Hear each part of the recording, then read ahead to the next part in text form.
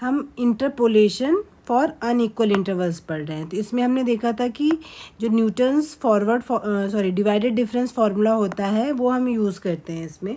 तो हमने देखा था कि न्यूटन्स डिवाइडेड डिफरेंस फार्मूला लगा के आप पहले दिए हुए डेटाबेस के लिए पोलिनोमियल फाइंड आउट करते हैं।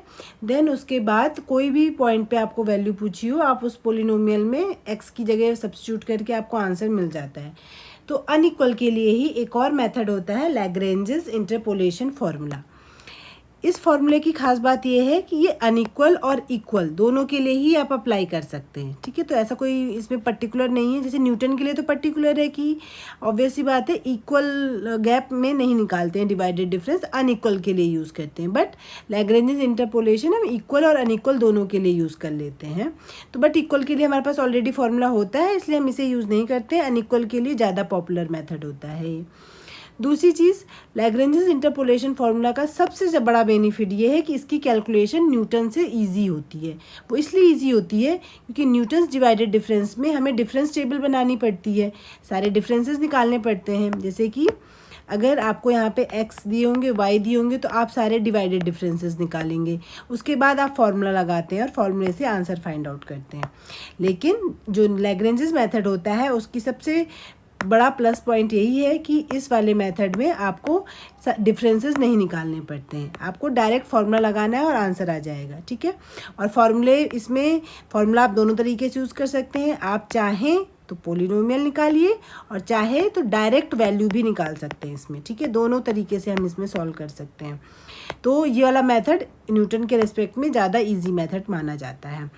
तो देखिए इसमें क्या करेंगे, आप पहले फार्मूला लिख लेते हैं, उसके बाद हम एक क्वेश्चन सॉल्व करेंगे। फार्मूला होता है लैग्रेंजेस इंटरपोलेशन का f(x) इज इक्वल टू, ये ध्यान रखिएगा हमारे आर्ग्यूमेंट दिए हुए हैं x0, x1, x2, x3 dot dot dot xn-1 और xn। इन पे जो वैल्यूज़ होंगी वो होंगी f(x0), f(x1), f(x2), then f(x3) dot dot dot dot f(xn-1) और सबसे लास्ट में है f(xn). ये आपको गिवन डेटाबेस है। अब आपको लैग्रेंजेस इंटरपोलेशन का फॉर्मूला देख लेते हैं। याद रखना भी बहुत आसान है।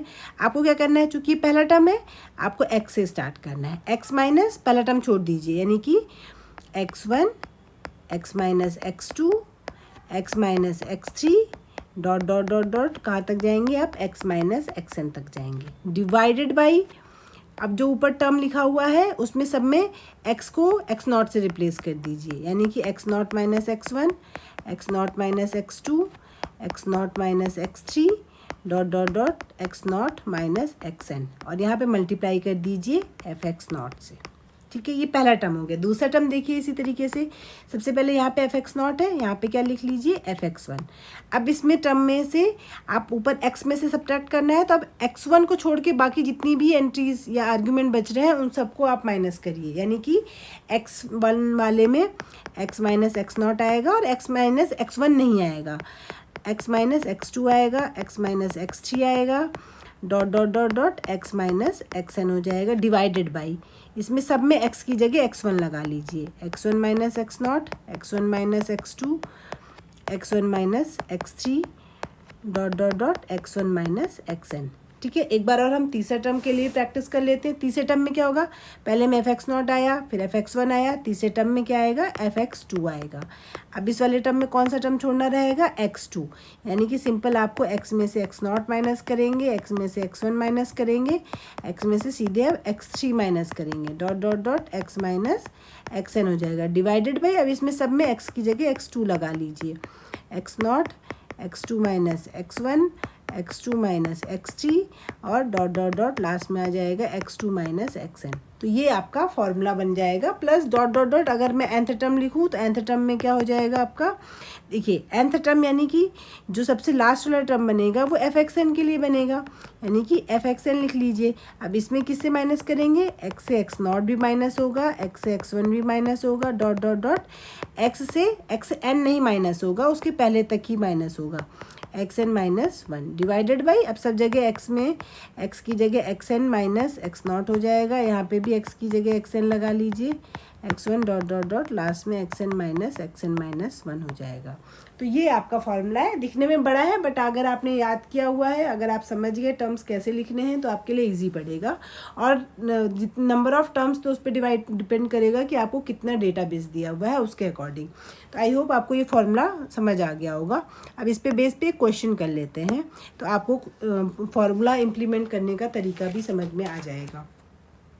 तो क्वेश्चन आपको गिवन है यहाँ पे x गिवन है आपको 5, 6, 9, 11, y गिवन है आपको 12, 13, 14 एंड 16। ठीक है, अब अगर आप देखेंगे तो ये x0 है, ये x1 है, ये x2 है और ये x3 है। ठीक है, अब आप फॉर्मूला पहले लिख लीजिए, फॉर्मूला इसी के हिसाब से लिखिएगा। तो फॉर्मूला क्या बनेगा, आप ऐसा लिखेंगे f(x) इज इक्वल टू, सबसे पहले आप क्या लिखेंगे x माइनस x1, x0 नहीं आता पहले टर्म में, x minus x2, x minus x3 divided by कितना हो जाएगा यहाँ पे x0 minus x1, x0 minus x2, x0 minus x3 और यहाँ पे बनेगा सबसे पहला वाला जो है f(x0) प्लस अगले वाले में क्या करेंगे x0, x माइनस x1 नहीं लिखना, अब x2 हो जाएगा x minus x3 divided by x1 minus x0, x1 minus x2 और x1 माइनस x3 इंटू में आ जाएगा f(x1). अगला टर्म बनेगा आपका, देखिए ये f(x0) हो गया, ये f(x1) हो जाएगा, ये f(x2) हो जाएगा और ये f(x3) हो जाएगा। इसी तरीके से अगला टर्म बनेगा, ये f(x2) हो गया, यहाँ पे x माइनस x0 आएगा, x माइनस x1 आएगा, x माइनस x3 आएगा divided by x2 minus x0, x2 minus x1 into x2 minus x3 और सबसे लास्ट टर्म में आएगा f(x3) वाला, जिसमें आएगा आपका x minus x0, x minus x1, x minus x2 divided by x3 minus x0, x3 minus x1 और x3 minus x2। बस आप सारी वैल्यू सब्स्टिट्यूट कर लीजिए। देखिए दो तरीके हैं, पहला तरीका ये है कि ये जो x0, x1, x3 और आपको इसका जो क्वेश्चन है उसमें पूछ रहा है वैल्यू निकालिए x इज इक्वल टू 10 पे, तो इंटरपोलेशन का क्वेश्चन हो गया क्योंकि ये इसकी रेंज के अंदर है, 5 से 11 के बीच में 10 पड़ता है। तो आपके पास दो तरीके, पहला तरीका है कि पहले पोलिनोमियल निकालिए, मतलब x की वैल्यू मत पुट करिए, आप सिंपल x0, x1, x2 ये जो सब है इनकी वैल्यू पुट करिए और इसको सॉल्व करके पोलिनोमियल निकाल लीजिए, फिर उसमें x की जगह 10 पुट कर लीजिए। लेकिन एक और तरीका है जो कि इसमें आसान पड़ेगा कि आप x और सारी वैल्यूज एक साथ पुट करते जाइए। तो क्या वैल्यू हो जाएगी, x की जगह 10 भी पुट करिए, 10 रखा, पहले में क्या बनेगा 10 माइनस x1 की वैल्यू कितनी है 6, 10 माइनस x2 की वैल्यू कितनी है 9, 10 माइनस x3 की वैल्यू है 11 डिवाइडेड बाई, अब क्या करना है आपको x0, x1, x0 से x2, x0 से x3 इन सबको आपस में माइनस करना है और f(x0) की वैल्यू कितनी गिवन है आपको 12। तो ये सारी वैल्यू आप लगाते जाइए, नीचे बनेगा आपके पास 5 माइनस 6, 5 माइनस 9, 5 माइनस 11, पहला टर्म बन गया। फिर आपका सेकेंड टर्म आप लिख लीजिए, सेकेंड टर्म आपका बनेगा, अब अगली बार में आपको क्या करना है 10 में से माइनस करना है 5 को, 10 में से माइनस करना है 9 को, 10 में से माइनस करना रहेगा 11 को। ठीक है, 6 में से नहीं माइनस करेंगे, इसको छोड़ देंगे अगले टर्म में और मल्टीप्लाई करेंगे आप f(x1) से, यानी कि 13 से मल्टीप्लाई कर देंगे और डिवाइड करेंगे आप जो कि 6 से बाकी सबको माइनस करना है, यानी कि 6 माइनस 5, 6 माइनस 9, 6 माइनस 11, बस ये 10 की जगह सब जगह 6 6 हो जाएगा। नेक्स्ट में फिर से आपको क्या करना है 10 माइनस 5 आएगा, 10 माइनस 6 आएगा, अब की बार ये वाला टर्म छूट जाएगा, 10 माइनस 11 आ जाएगा डिवाइडेड बाई कौन सा टर्म छोड़ा है आपने x2, तो इसी से आपको सबको माइनस करना है। अब सब जगह 10 की जगह 9 दिखाई देगा, 9 माइनस 6, 9 माइनस 11 और f(x2) अगर आप देखेंगे तो कितना है आपका 14 है।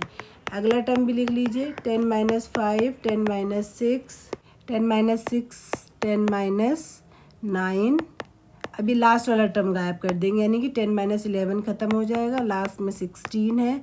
अब इसमें आप माइनस कर देंगे 11 से, बाकी सब माइनस हो गया, यानी कि 11 माइनस 5, 10 को बस 11 से रिप्लेस करना है, 11 माइनस 6, 11 माइनस 9। ठीक है, तो इस तरीके से बस आपको इसको सॉल्व कर लीजिए, ये 4 बनेगा, ये 1 बनेगा, ये -1 बनेगा। सब सिंपल सा कैलकुलेशन बनेगी। इस कैलकुलेशन को सॉल्व करने के बाद आपका जो आंसर आएगा, मैं डायरेक्ट आंसर लिख रही हूँ, इसकी वैल्यू आएगी आपकी 14.66।